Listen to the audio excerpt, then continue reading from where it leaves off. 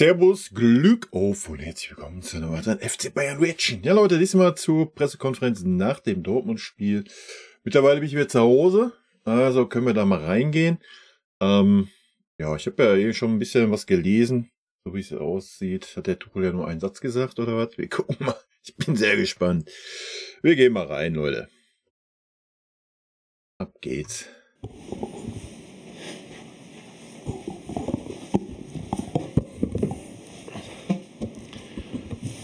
Guten Abend zusammen und herzlich willkommen zur Pressekonferenz nach unserem Bundesligaspiel gegen den FC Bayern. Ich begrüße neben den anwesenden Journalisten auch hier auf der Tribüne Thomas Tuchel und Edin Terzic. Thomas, würde dich bitten um dein Statement zum Spiel. Ja, danke. Soll ich Didi und Lothar zitieren? Für eine Mannschaft ohne Weiterentwicklung und mit schlechtem Innenverhältnis zwischen Spieler und Trainer sah es ganz okay aus heute, würde ich sagen. Ja, den Rest erfahrt ihr von den Experten ja direkt. Deins, Edin. Ja. Das schon wild. Kann ich verstehen, diese Reaktion, ja, kann ich nachvollziehen. Aber es scheint ihn dann ja doch mehr gewurmt zu haben, als wie er es zugegeben hat. Und ja, dafür, dass er immer nichts liest und nichts hört, weiß ich nicht, schwierig. Wieder, ich kann es verstehen, dass man mal so eine Trotzreaktion zeigt. Ja, kann man natürlich jetzt auch wieder negativ auslegen und sagen, ja, ist jetzt nicht so souverän und er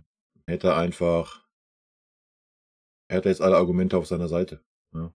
Hätte er jetzt einfach mal schön rauslassen können, hätte die da mal nackig machen können. Stattdessen, ja, weiß ich nicht, ist das jetzt ein bisschen unsouverän, aber nochmal, ja, Fußball ist ein Emotionssport und wenn ihm das auf Eier geht gerade, ja, ich kann das nachvollziehen und ja, kann man sich dann mal erlauben, denke ich.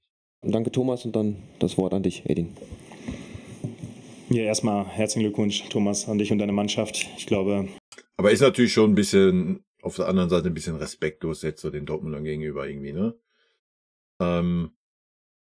Das muss man halt auch mal sagen. Also hätte man ein bisschen, man kann ja einen Seitenhieb austeilen, so gegen die Experten, das ist ja völlig okay.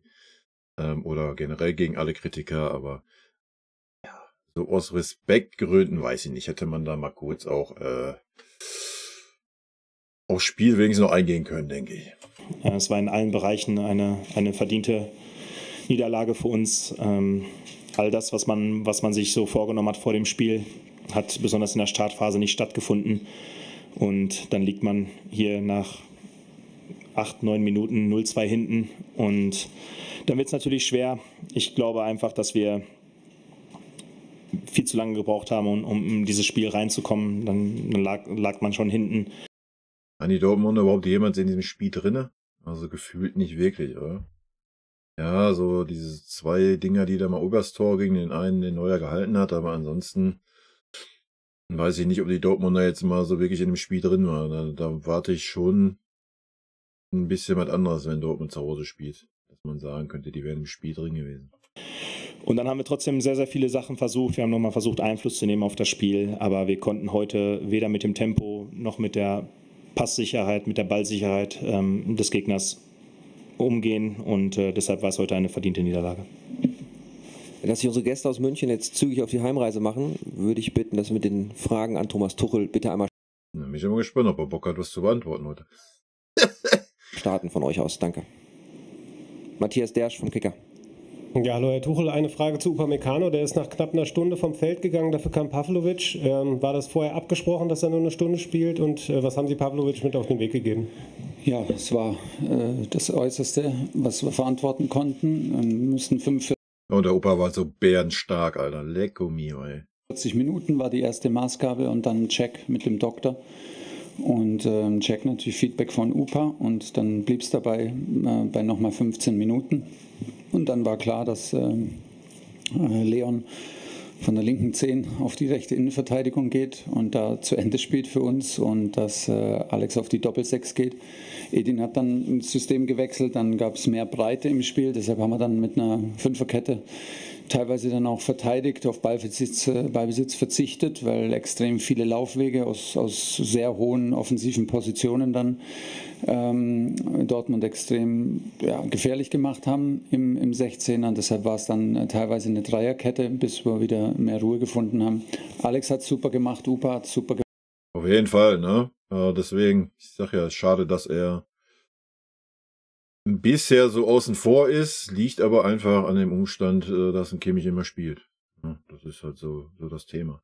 Aber ich denke, ja, er hat jetzt gezeigt, auch nochmal im Pflichtspiel in Dortmund, dass er dem standhält und ja, ich bin gespannt, ob er jetzt vielleicht dann doch mal ein bisschen Spielzeit bekommt. Mal abwarten. Gemacht, dickes Kompliment. Gibt es noch Fragen an Thomas Tuchel? Matthias noch einmal? Ja, dann frage ich noch einmal mit Blick auf die Champions League nach Rafa Guerrero. Ist der bis dahin wieder eine Option? Ich glaube eher Heidenheim als Galatasaray für Rafa wegen der Vorgeschichte. Muskelverletzung und dann nochmal eine Muskelverletzung. Ich glaube, da ist Gala noch ein bisschen zu früh. Und dann abschließend einmal noch Philipp Seldorf von der SZ, bitte.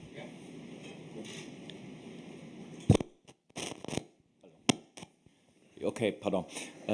Ja, die Reaktion der Mannschaft auf das Pokalspiel ist beachtlich, würde ich sagen. Hatten Sie damit gerechnet, dass sie gleich so impulsiv und explosiv sein würde? Ja, was waren Ihre Nein, aber wir haben schon auch mit Selbstvertrauen auf die letzten Spiele und Ergebnisse geschaut und gewusst, dass wir Qualitäten haben, die auch schwer zu verteidigen sind, dass wir Qualitäten haben, auch Spiele zu gewinnen. Ja, na klar, aber darum ging es ja auch nie. Ne? Es ging einfach immer um die Art und Weise, wie wir bisher Fußball gespielt haben. Und dass wir halt maximal eine Halbzeit geliefert haben, was wir jetzt in Dortmund ja mal über 90 Minuten geliefert haben. Das ist natürlich so der große Unterschied gewesen. Ne? Und ja, wenn du dann Saarbrücken nimmst, ich denke, die Leistung in Dortmund ist ein klares Statement für den Trainer. Ja, da muss man dann auch nichts irgendwie von Presseseite irgendwie erfinden. Deswegen verstehe ich auch schon, dass er da so ein bisschen angefressen war oder angefressen ist. Wenn da irgendwie was erzählt wird von, es stimmt zwischen ihm und der Mannschaft nicht und bla und Sülz, dann hätte die Mannschaft nicht so eine Leistung abgerufen. Ja, weil jetzt wäre der Zeitpunkt gewesen zu sagen, ja, wir lassen den Trainer fallen, wenn sie das gewollt hätten. Also ich denke, das Thema kann man damit abhaken. Ne? Wir haben eine ganz bittere Niederlage hinnehmen müssen am Mittwoch. Wo wir fairerweise sagen müssen, er auch nicht unschuldig war. Klar, die ganze Mannschaft war schlecht. Ja, das haben wir ja analysiert und gesagt, aber nochmal zu sagen, so, ja, ich spare mir Harry Kane für die Verlängerung auf, das war ja. Gut, im Nachhinein sind wir immer alles schlauer, im Nachhinein kann man immer leicht klug scheißen, aber ja, verstehen muss man das trotzdem nicht, oder?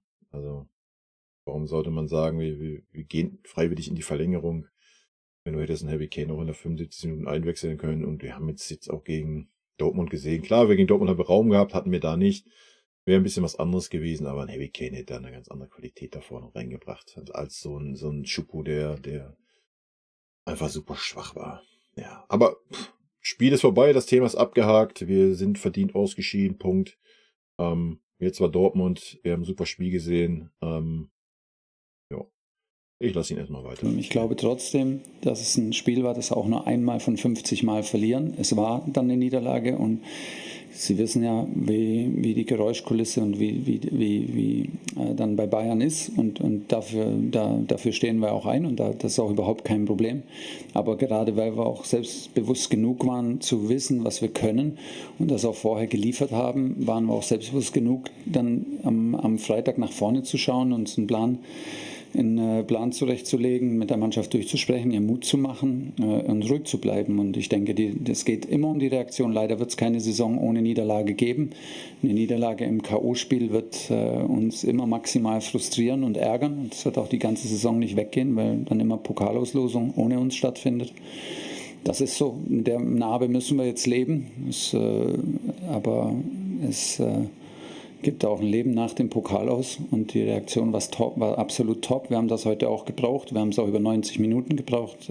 Ja, dickes Kompliment richtig. an die Mannschaft, wie das Spiel begonnen. Kann man auch wirklich ein dickes Kompliment machen. Es wurde auch langsam mal Zeit. Ne? Zur richtigen Zeit die richtige Leistung dann gefunden, sag ich mal. Oder die richtige Einstellung gefunden. Haben. Natürlich, Edin hat es gesagt, wir schießen dann frühe Tore und die haben uns heute sehr viel Sicherheit gegeben. Ja, na klar. Und dann hatten wir einfach einen sehr guten Mix aus dem tiefen Ballbesitz und Aber haben wir halt auch schon gehabt, ne? Dass wir geführt haben und danach sind wir wieder komplett eingebrochen. Also das war ja diesmal nicht der Fall. und Schnellangriffen. Gute Entscheidungen getroffen, waren sehr klar im Passen und konnten immer wieder unsere Stärke ins Spiel bringen. Und das heute auch nicht nur für eine Halbzeit und nicht nur in Phasen des Spiels, sondern über 90 Minuten. Es ist Ja. extrem schwer hier zu gewinnen. Es ist extrem schwer verdient zu gewinnen. ist richtig. Vor Dortmund war in einer sehr guten Phase. Jetzt gerade zuletzt, das Stadion ist super kompliziert zu bespielen. Deshalb dickes Kompliment. Wir sind sehr glücklich darüber. Thomas, vielen Dank. Danke. Glückwunsch zum Sieg und eine gute Heimreise. Danke. Alles Gute. Ja, ich habe es ja mit dem anderen Video schon gesagt gehabt. Es wird interessant zu sehen sein. Natürlich war jetzt ein Kimmich nicht da. Ist natürlich jetzt auch müßig darüber zu diskutieren, wie wäre es gelaufen, wenn Kimmich da wäre. Ob er das Spiel zu langsam macht, I don't know. Wir werden es die kommenden Wochen sehen. Auf jeden Fall haben wir 90 Minuten gute Leistung gezeigt, ohne den Josh. Man muss nicht alles auf den Kimmich abwälzen. Ja, aber man hat gesehen, dass es ohne ihn geht. So, ich denke, ja, daran sollte man vielleicht ab und wann dann mal zurückdenken, wenn er halt einfach keine gute Form hat. Ja, dann musst du ihn halt einfach auch mal auswechseln.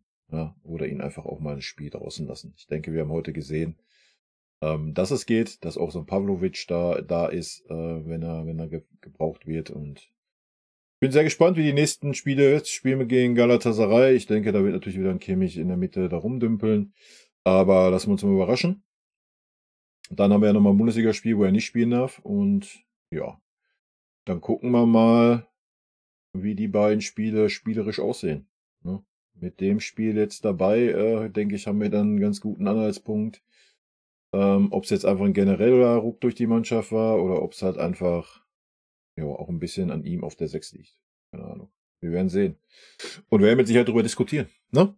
Gut, Leute, das war's von meiner Seite. Wer Bock hat, Dienstag, 18 Uhr, live auf Twitch, wo wir nochmal über das Saarbrücken-Spiel und das Dortmund-Spiel ein bisschen quatschen und natürlich auch einen kleinen Ausblick nach vorne werfen auf Galatasaray. Und ja, in diesem Sinne, rot-weiße Grüße gehen raus. Schönen Sonntag euch, bleibt gesund. Tschüssi.